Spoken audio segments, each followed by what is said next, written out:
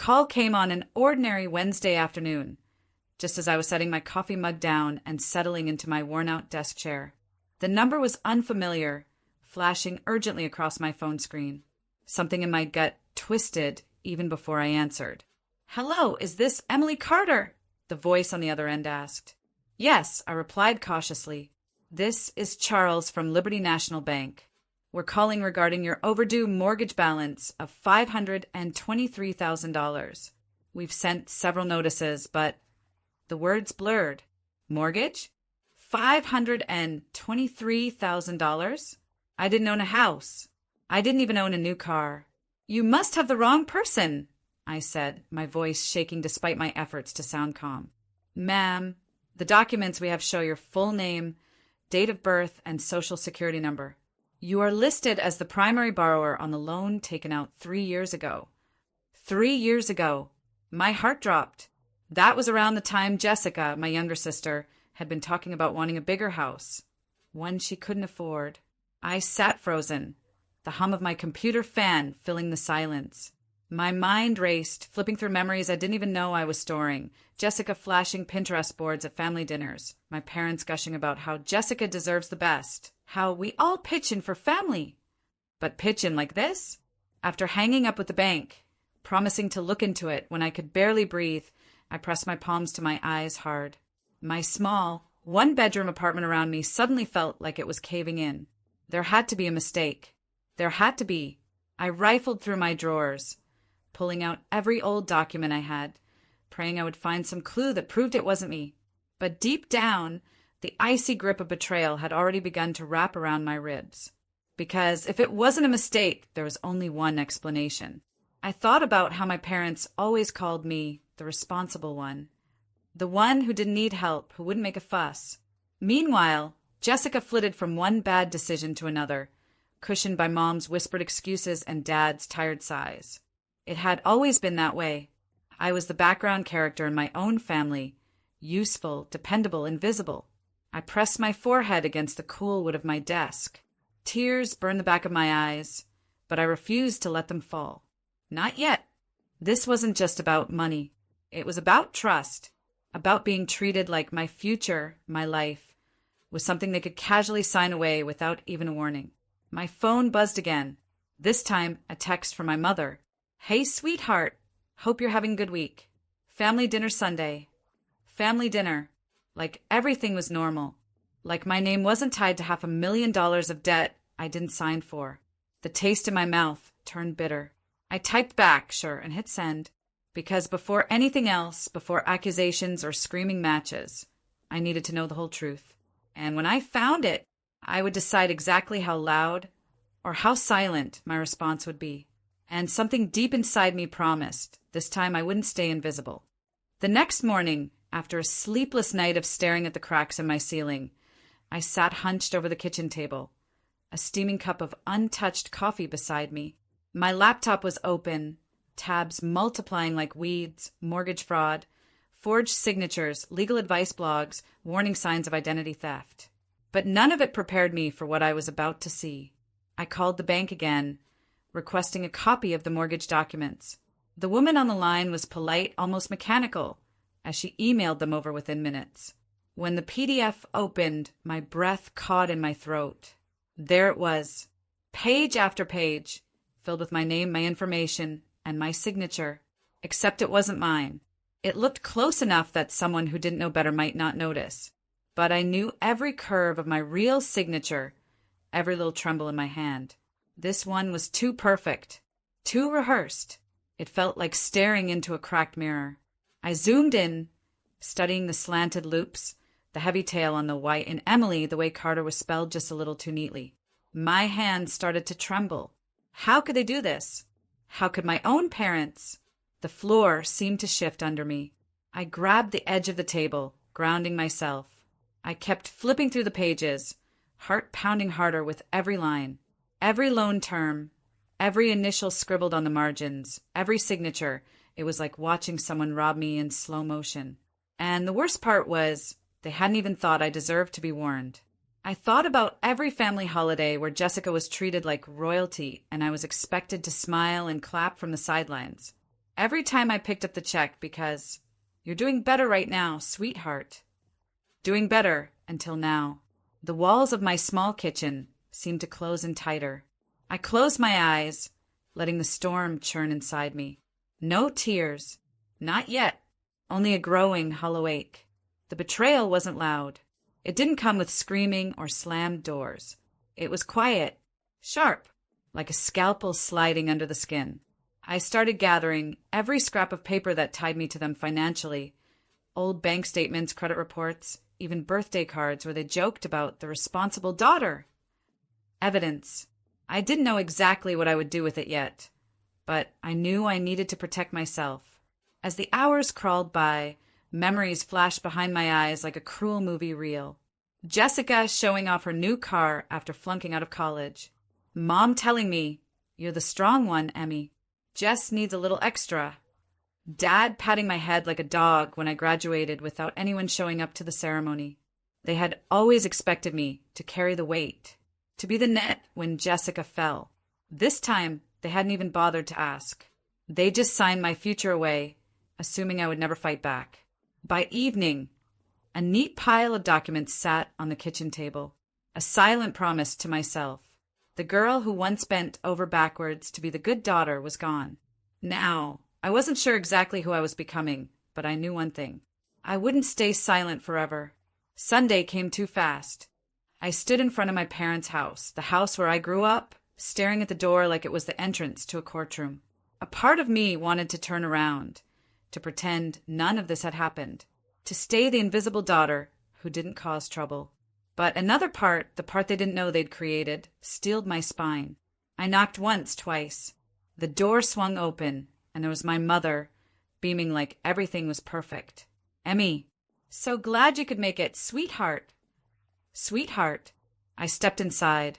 The familiar smell of pot roast and lemon cleaner hit me all at once, dragging me back to 100 childhood memories. Only now they felt hollow. Dad was in the living room, half watching a football game, beer balanced on the armrest. Jessica sat curled up on the couch, scrolling on her phone, expensive purse tossed carelessly beside her. None of them even glanced at me properly. I took a seat quietly, my heart pounding so loud it felt like the walls should shake. I waited, let them get comfortable, let them reveal themselves. Dinner was served like any other Sunday. Laughter, chatter, Jessica complaining about how expensive landscaping was for her stupid big yard. Dad grunting about the game. Mom doting on Jessica like she hung the moon. Finally, after the plates were cleared, I spoke. "Hey, I have a question," I said, my voice low but steady. 3 sets of eyes turned toward me, mildly curious, like I was about to ask if they'd seen my missing scarf. "Does anyone know anything about a mortgage with my name on it?" Silence. A full, thick silence that made the ticking of the wall clock deafening. Jessica was the first to react. She shifted, pulling her sleeves down nervously. Mom's smile faltered. Dad coughed into his hand. I kept my expression calm, almost blank. I didn't raise my voice. I didn't accuse. I just waited. Mom was the first to break.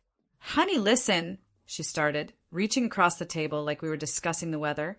"It's not a big deal. It's family. Jessica just needed a little help qualifying for her loan. That's all. It's not like you're actually paying anything." "Not a big deal," Jessica chimed in, voice defensive. "You have good credit, Em." "I don't. It's not fair that you wouldn't help.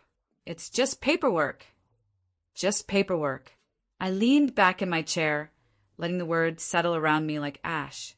They didn't even think it was wrong. They had convinced themselves it was normal, that I was the bad guy for being upset. I nodded slowly, keeping my face carefully neutral. "Thanks for explaining," I said quietly. Jessica shrugged, already reaching for her phone again, as if the matter was closed. Mom beamed like she had soothed a silly little tantrum. Dad turned back to the game. None of them saw the storm brewing behind my calm eyes. They thought the old Emily was still sitting there. They didn't realize yet that the real storm would hit when they least expected it, and it would be silent until it wasn't. The drive home was a blur. Streetlights streaked across the windshield, but I barely saw them. My hands gripped the steering wheel tighter than necessary. The faint hum of the tires on the pavement, the only sound in the car. Inside, though, it was anything but quiet. Their words spun around in my head like a cruel carousel. It's just paperwork. It's not a big deal. Family helps family. I thought about every sacrifice I had made. Every time I swallowed disappointment to keep the peace. Every time I picked up Jessica's mess behind the scenes. And for what? So they could handcuff me to a $523,000 debt without even a phone call? I pulled into my driveway and sat there, staring at the darkened outline of my small house. For a long time, I didn't move.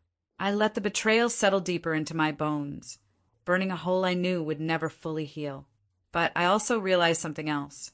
This was the moment they had finally freed me, not by choice, not by apology, but by stripping away every last illusion I had clung to about who they were, about what family meant.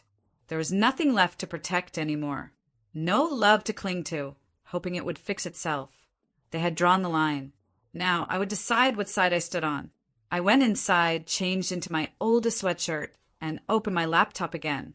This time I didn't search for advice. I searched for answers. Solutions. Lawyers who specialized in mortgage fraud. Articles about suing family members. Steps to remove your name from a fraudulent loan. The world felt colder, sharper. But for the first time in a long time, I felt awake. I stayed up late into the night, reading, taking notes, mapping out everything. If they had expected me to roll over and cry about it, they didn't know me at all. I wasn't going to scream. I wasn't going to throw fits or demand apologies that would never come. I was going to be smarter, quieter, deadlier. I thought about every moment they had made me feel small. Mom brushing off my college acceptance with a distracted, "That's nice, honey." Dad laughing when I told him about the promotion I earned without anyone's help, Jessica sneering, "Not everyone's perfect like you." I wasn't perfect. I had just been surviving, carrying the weight they tossed aside without a second thought. And now I would carry my own weight, and I would watch them crumble under the one they tried to pin on me. As the clock struck 2 a.m., I closed the laptop and sat back, exhaustion washing over me. But it wasn't the hopeless exhaustion I'd felt before. This time, it was the heavy calm of someone who had made a decision. I would free myself. I would protect my future. And when they realized what I had done, it would already be too late. Some lessons cost nothing. Some lessons cost everything. They were about to learn the difference. The next morning, I woke up with a clarity I hadn't felt in years. It was strange how betrayal, once fully realized, could sharpen the mind instead of breaking it. I called out of work, telling my boss I needed a personal day. She didn't ask questions. I think she heard something different in my voice, a quiet finality that didn't invite small talk. My first stop was a local coffee shop not far from downtown. It was quiet, tucked between a florist and a bookstore. The kind of place where secrets could be discussed without anyone caring enough to listen. I sat at a corner table, nursing a bitter black coffee, waiting for my appointment. At exactly 9 a.m., he arrived. Mr. Warner, a real estate attorney recommended by a friend, someone known for being discreet and ruthless when necessary. He was older, sharp-eyed, with the no-nonsense energy of someone who had seen too many ugly family battles to be fazed by one more. I handed him the documents I had gathered, the mortgage papers with my name plastered across them, the letters from the bank demanding payments, my credit report showing the hit my score had taken. Mr. Warner flipped through the stack methodically, eyebrows drawing together slightly. When he finished, he set the papers down and looked at me steadily. "You understand what this means, right?" he asked. I nodded. They committed fraud. Identity theft, technically. It's criminal. Hearing those words out loud felt like a punch and a balm all at once. Fraud. Identity theft. Not just family drama. Not just a misunderstanding. Crimes. I didn't cry.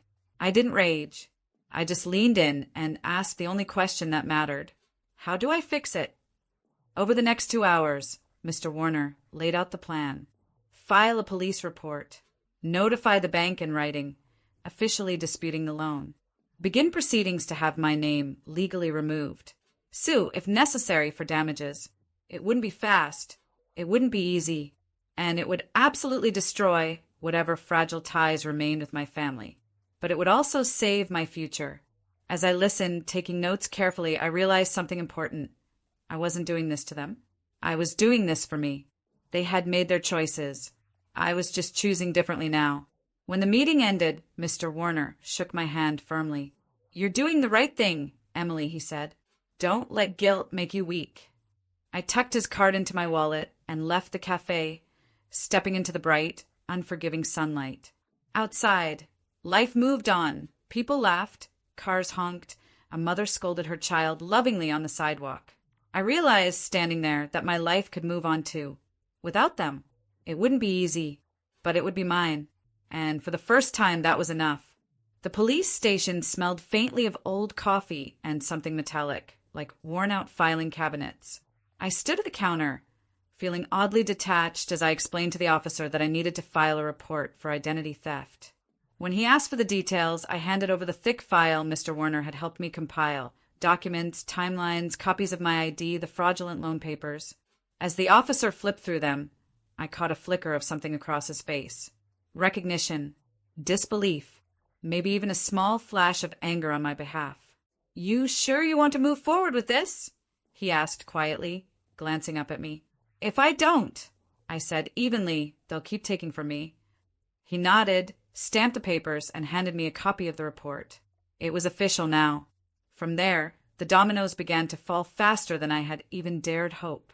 I mailed the certified letter to the bank that same afternoon, attaching the police report and a formal dispute notice.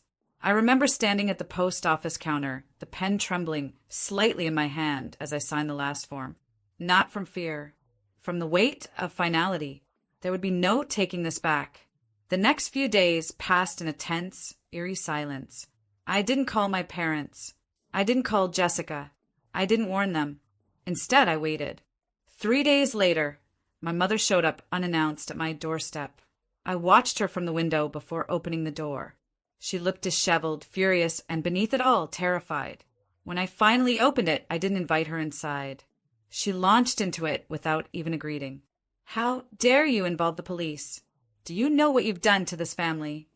I listened quietly, letting her words bounce off me like rubber bullets.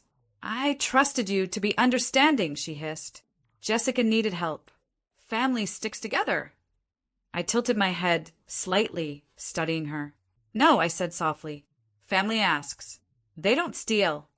Her face reddened, her mouth opening and closing like a fish out of water. "You've ruined everything," she cried. I almost laughed, but I didn't. Instead, I kept my voice level, my words like knives wrapped in velvet. "I didn't ruin anything. I just stopped cleaning up your messes." And then, without another word, I closed the door. It was the most powerful sound I had ever made, that soft click as the latch caught. I stood there on the other side, heart pounding, but not from regret. From release. Later that night, Jessica tried calling me. 12 missed calls. A string of desperate, angry voicemails. I deleted them without listening. The bank responded within a week. They suspended the loan, pending investigation, and issued a formal apology for their role in the ordeal. The legal process would still drag on for months, but I had taken the first steps. The right steps. And my family? Their world, built on lies and entitlement, was finally starting to crack. I didn't have to scream. I didn't have to fight. All I had to do was stand still while the truth did its work. And somehow that was so much sweeter. In the weeks that followed, the silence grew thick around me. No more surprise visits. No more frantic calls. No more guilt-drenched texts from relatives telling me to just forgive and forget. It was as if I had been erased from the family group chat, from holiday plans, from their carefully curated image of unity. At first, the loneliness was suffocating. Even when the betrayal cuts deep, there's a part of you, the child still craving approval, that aches when the ties finally snap. But slowly, something else took root inside me. Peace. Real peace. I found myself doing things I had neglected for years. I spent Saturdays wandering through farmers markets, buying sunflowers for my kitchen table. I started hiking local trails, breathing in the cool morning air and feeling the earth steady beneath my feet. I enrolled in a pottery class on a whim, my hands clumsy, but my spirit somehow lighter each time I shaped something new from the raw clay. There was something beautiful about rebuilding, not loudly, not for show, but quietly, piece by fragile piece. The legal process continued in the background. I responded to emails from Mr. Warner, signed affidavits, collected updates about the loan's slow unwinding.